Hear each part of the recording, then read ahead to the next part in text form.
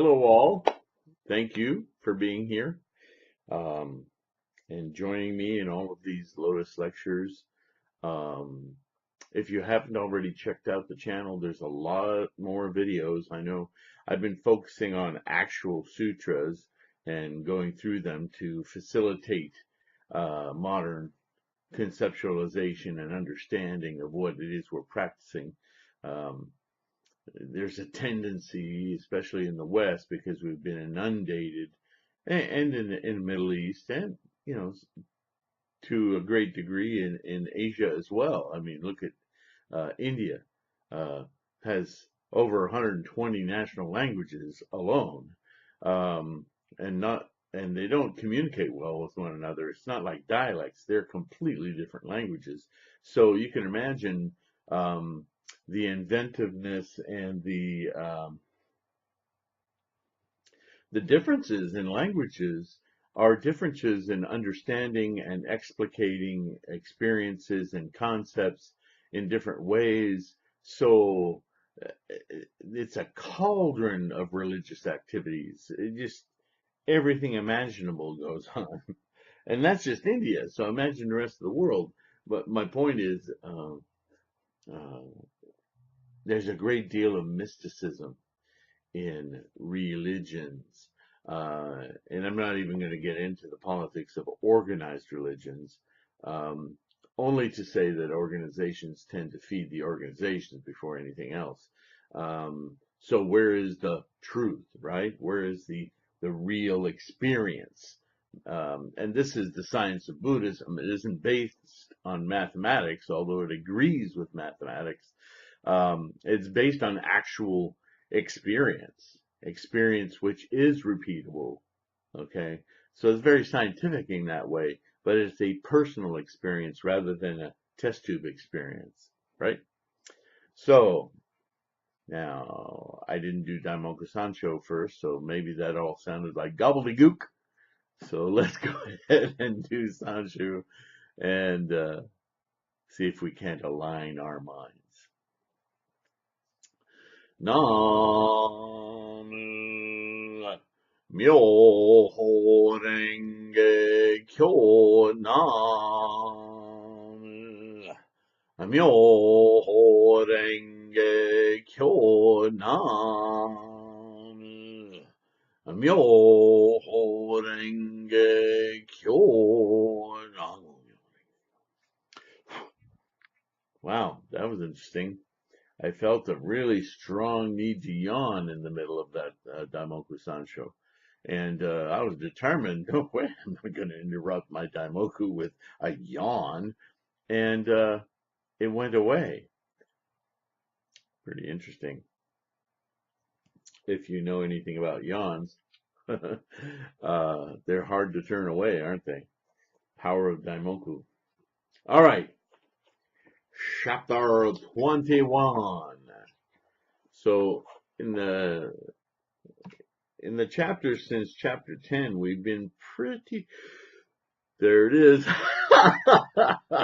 We've been pretty focused on what's the chanting?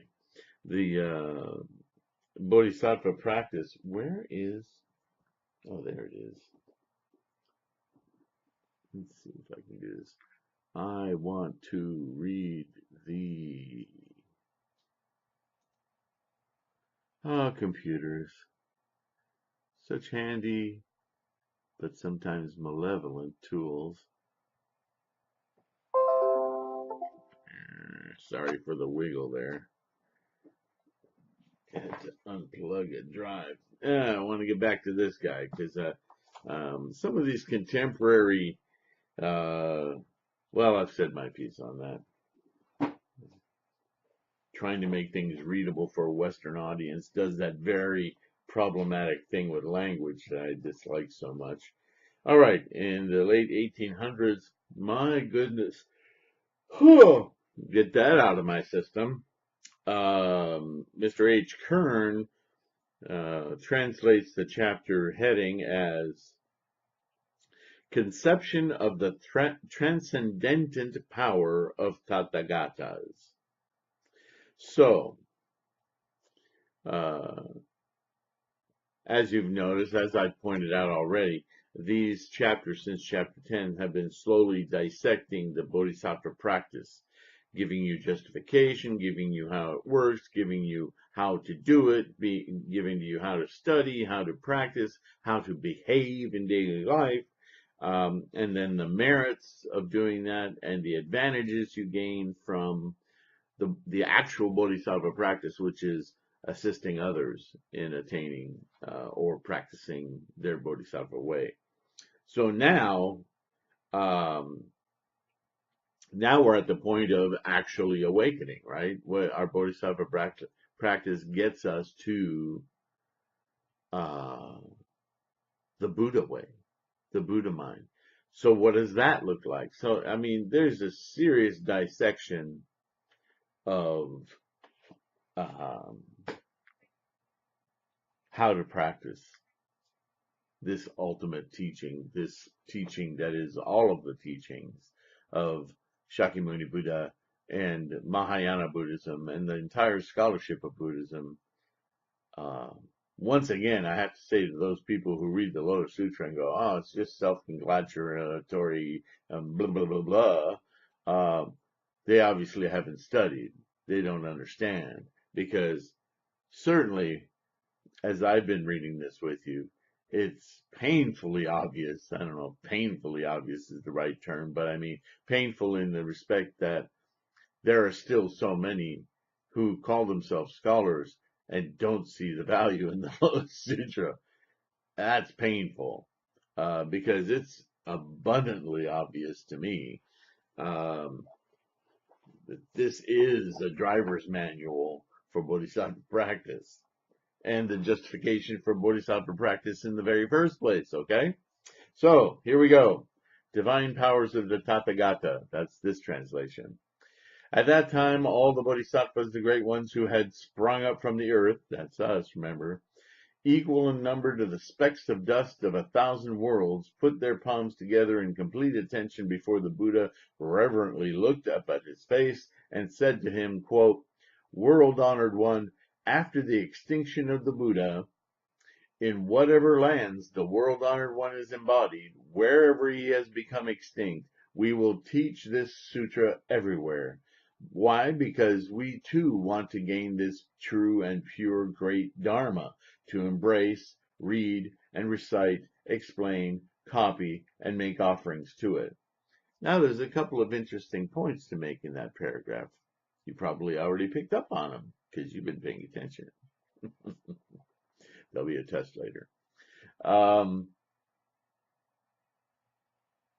They look up at the Buddha and reverently look at his face and say to him, wherever after the extinction of the Buddha, in whatever lands the world honored one is embodied, that's more than one person there. That's not you, Mr. Buddha, but it is what you are experiencing, the full Buddha mind, nature, knowledge. Wherever this sutra has become extinct, we will teach this sutra everywhere. So wherever the Buddha has become extinct. So there's that little slippery language thing again. Hey, you, Mr. Buddha. Oh, yeah, it's not you, but it's Buddha. But Buddha is a state of mind. So it's not where you become extinct, human you, but you, the Buddha mind, the awakening, where that dies out. And we can certainly point to countries and cultures where it's pretty hard to see. It's there, but it's deluged with just a bunch of crud of delusion. Then whose responsibility is to clean off the crud, polish up the gems, and go, see, Buddha. It's our responsibility, the bodhisattvas of the earth. So that's what this paragraph is essentially saying. we will take responsibility for doing that. We will take responsibility for wherever this knowledge, this wisdom has faded or gone extinct, we will bring it back.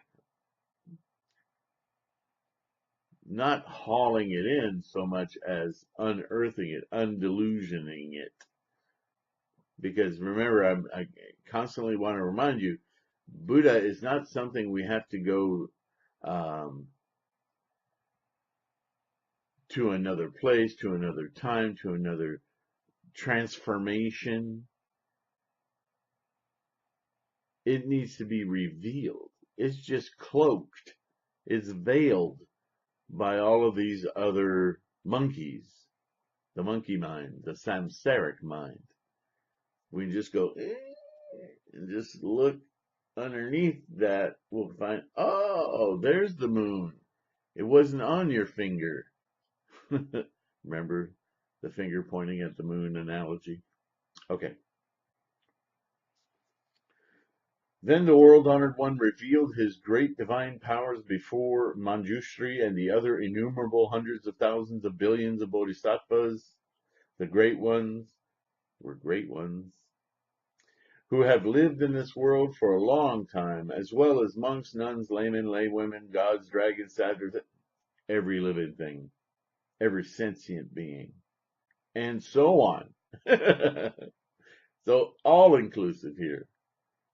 Before all these beings, he extended his long, broad tongue until it reached up to the Brahma world, while light of immeasurable and innumerable colors radiated from every pore, illuminating everything everywhere throughout the world in all directions. Under all the jewel trees, the Buddhas sat on lion seats, did the same thing, extending their long, broad tongues and radiating immeasurable light. These are symbolic references. The tongue, quite naturally, is a symbol of teachings, speech, oral teachings, all of them. And it's long and broad because that's the depth and breadth of the teachings. You understand? While Shakyamuni Buddha and all the other Buddhas under the jewel trees were displaying their divine powers, hundreds of thousands of years went by. Wow, how does that happen?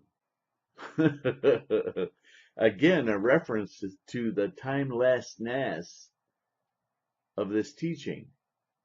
Another reference to remind you, you don't have to wait. You don't have to go anywhere. You don't have to die. You don't have to transcend this human body. Buddha is there. Always. All you need to do is awaken it. Turn the light on, illuminating all directions. Turn the lights on. It's really obvious when you get used to the hyperbole and the colorful language. When you get down to what it's saying, it's like, oh yeah. After they drew back their tongues, this is funny. After they drew back their tongues, coughed, I guess after tens of thousands of years, their tongue got a little dry. They coughed simultaneously, all billion, trillion, zillions of them, and snapped their fingers in unison.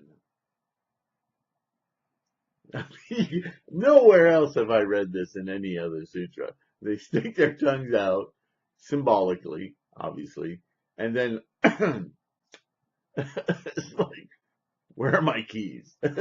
You know, these two sounds.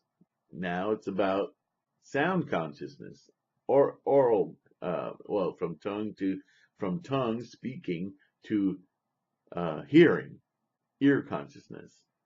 Clever. All the Buddha worlds in all directions and all these lands trembled and shook in 6 ways. Whoa. You ever had an epiphany? Everything gets light colored as well as light buoyant. And kind of a little mental jiggle goes on there. Oh, I just got something. Aha, right? Thanks to the divine powers of the Buddha, all the living beings in these worlds, the gods, dragons, all the beings, innumerable, unlimited, hundreds of thousands of billions of Buddhas seated on the lion seats under the jewel trees, and they saw Shakyamuni Buddha together with abundant treasures, Tathagata, sitting on the lion seat in the treasure stupa, and they also saw the innumerable, unlimited, hundreds of thousands of billions of bodhisattvas, the great ones, the four groups reverently surrounding Shakyamuni Buddha. Having seen this, they were all filled with great joy, having obtained something they had never had before. They awakened. They awakened. Who awakened? Everybody. Everybody is us, bodhisattvas of the earth. Why? Because they just achieved awakening. They just got a glimpse at the Buddha way. At that time, heavenly beings in the sky sang with loud voices, "Beyond these immeasurable, unlimited thousands of billions of countless worlds, there is a land named Saha, and in there is a Buddha named Shakyamuni.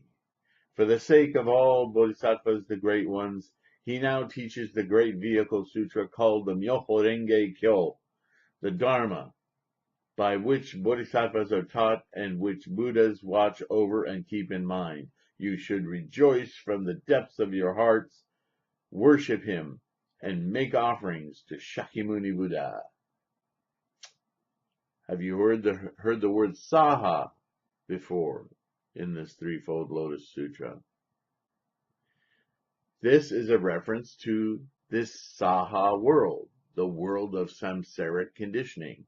This is the Saha world. And in this Saha world, we have Shakyamuni Buddha leading us to understand and achieve the Tathagata state, the Buddha mind. He just took us there. We bodhisattvas. So we need to study / worship. Worship not, I don't like the word worship. Again, that's a Western convention, something that dedicates to other. We have to constantly remember Nichiren's words in this. Never seek the Gohonzon outside yourself. It's a condition. It's a condition of mind. I'm going to repeat that so many times you are not going to forget. So when we dedicate ourselves to Gohonzon, chant Namu Myoho Renge Kyo to the great mandala, the Gohonzon, which is like the Shute Gohonzon represents this entire teaching. The 28 chapters plus the opening and closing. This is why I'm having this series. I am trying to hitchhike all of this knowledge onto your vision consciousness of the Gohonzon, so that when you chant with your tongue consciousness and you hear yourself chant with your ear consciousness and you focus with your eye consciousness, your body consciousness, your feeling, your touch consciousness will vibrate, as well as your mind consciousness perceive with its memory of our discussions here what is going on. And you will get the world trembling. Okay? All those living beings, having heard the voices in the sky, put their palms together, exclaimed, "Praise to Shakyamuni Buddha, praise to Shakyamuni Buddha." Then they took various flowers, incense, garlands, banners, canopies, and personal ornaments, gems, and other wonderful things, and together from afar scattered them in the directions of this world. The things scattered from every direction came like gathering clouds, which changed into jeweled canopies, covering the whole area above the Buddhas. Then passage between all the worlds in all directions became unobstructed, uniting them as one Buddha land. Remember what I said about land, world view? That's what the Buddha land is. It's your world view while in the Tathagata state, the Buddha mind. This is what you experience when you fuse with Gohonzon. That's what we're doing. When we fuse with Gohonzon in the samsaric state, we experience the Buddha land because our worldview completely is altered. So when the clouds change to jewels and all that, it's because of such wondrous appreciation. When we turn away from Gohonzon, not turn away spiritually, but when you're done chanting and you've entered that state, look around you. Everything seems amazing. Everything makes you want to just laugh because it's so amazing, like a little baby when they learn something new or when you surprise them. At first they're startled, the world shakes, and then they, right? They just laugh. Wow, this is so amazing, right? That's what Buddhahood is like. Imagine living in that state constantly.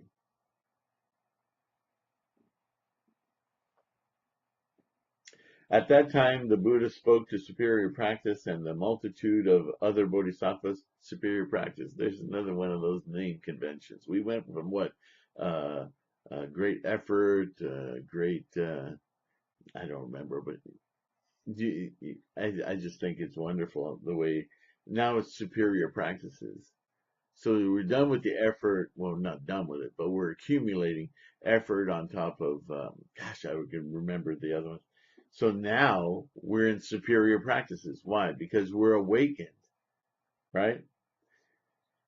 The divine powers of Buddhas, as you have seen, are innumerable, unlimited, inconceivable. Even for the sake of entrusting this sutra to others, I were to use these divine powers to declare its merits and advantages for innumerable, unlimited, hundreds of thousands of billions of countless eons, I would be unable to exhaust them. In brief, all the teachings of the Tathagata, all the unhindered divine powers of the Tathagata, the hidden core of the whole storehouse of the Tathagata, and all the profound matters of the Tathagata are proclaimed, demonstrated, revealed, and preached in this sutra. Can I get a daimoku? I mean, it just, once again, I'm teaching you every little path and step and device and perceptive tool possible through the entire process from total ignorance to practice, to study, to determination, to effort, to now getting it, awakening it, your Tathagata state. Therefore, after the extinction of the Tathagata, you should all wholeheartedly embrace, read, and recite, explain, and copy, and practice it as you have been taught. In any land, whatever your worldview, wherever anyone accepts and embraces, reads, and recites, explains, and copies, and practice it as taught, or whether a volume of the sutra is kept, whether in a garden or in a wood or under a tree or in a monk's cell or a layman's house or in a palace or in a mountain valley or an open field, in all these places you should put up a stupa and make offerings. Why? You should understand that all such places are places of the way. There's no special church. There's no special building. Buildings are irrelevant. Place is irrelevant. Tathagata is everywhere and nowhere at the same time. It's timeless. I know that may still be confusing, but you'll get it. I wanted to point something out too.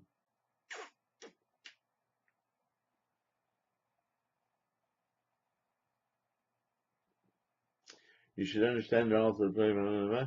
They are where the Buddhas attain supreme awakening. They are where the Buddhas turn the Dharma wheel.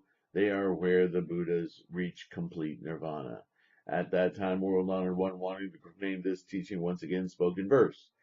The Buddhas, the saviors of the world, having great divine faculties, reveal their innumerable divine powers in order to bring joy to living beings. This is awakening. It's ours. It's yours. Their tongues reach to the Brahma heaven. Their bodies emit countless rays of light. For those who seek the Buddha way, they reveal such rare things. The sounds of the Buddha's coughing and the snapping of their fingers are heard throughout the lands in all directions, and those lands shake in 6 ways. Because there will be some who embrace this sutra after the Buddha's extinction, the Buddhas rejoice and display innumerable divine powers. That's what happens when you awaken. I just described that in my own way, from fusing with Gohanzen, experiencing that for a while, staying in that Buddha state. Then as you move away, you feel the lightness of being, to quote some great author whose name I don't remember. One who embraces this sutra is one who has already seen me, as well as abundant treasures Buddha, and all the Buddhas embodying me. See, you're not making something new, you're not arriving anywhere, you're revealing something that's already there. It's in the teachings. Anyone who embraces this sutra before long will surely gain as well the hidden core of the Dharma attained by all the Buddhas in their places of the way. I'm skipping around a little bit. Just as the light of the sun and moon can dispel darkness, such a person working in the world can dispel the gloom of living beings, leading innumerable bodhisattvas finally to dwell in the one vehicle. Therefore, one who has wisdom, hearing of the merits and advantages to be gained after my extinction, should embrace this sutra. Such a person will be determined to follow without doubts the Buddha way. So, I don't know how you cap that off.